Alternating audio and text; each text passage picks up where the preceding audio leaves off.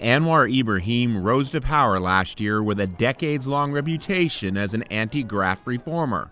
But nearly 10 months since being sworn in as Malaysia's prime minister, many of his supporters say they feel betrayed.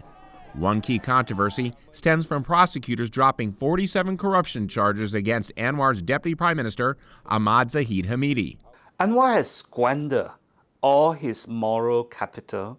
Zahid was a longtime rival of Anwar's, but the two became allies after the November election.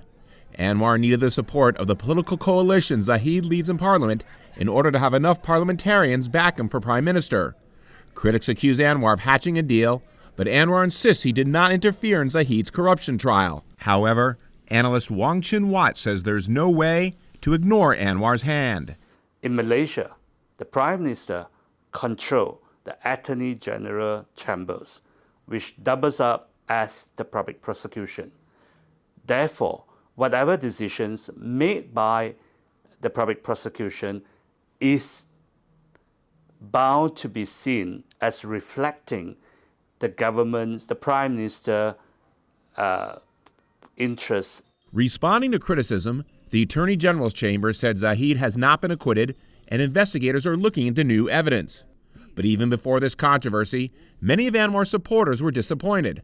They say he's not fulfilling past commitments, including softening the quota system, which heavily favors the country's ethnic Malay majority for admission to public universities. If Anwar stuck to his principle, what he promised before this, what we know of Anwar before this, yes, the government will collapse. Political analyst Azmi Hassan points to the pressure Anwar faces from the opposition coalition, whose backbone is the conservative Malaysian Islamic Party. Azmi says Anwar's core supporters of liberal Malay Muslims, as well as ethnic and religious minorities, would be far more unhappy if the Islamic Party rose to power. So they need to be realistic, pragmatic.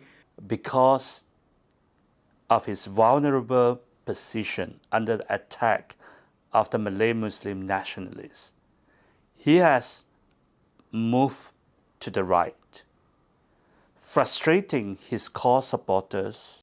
And while Wong says Anwar's core supporters won't vote for the opposition, there could come a time when they're too frustrated to stand behind him. For VOA News, Grunebaum, Kuala Lumpur, Malaysia.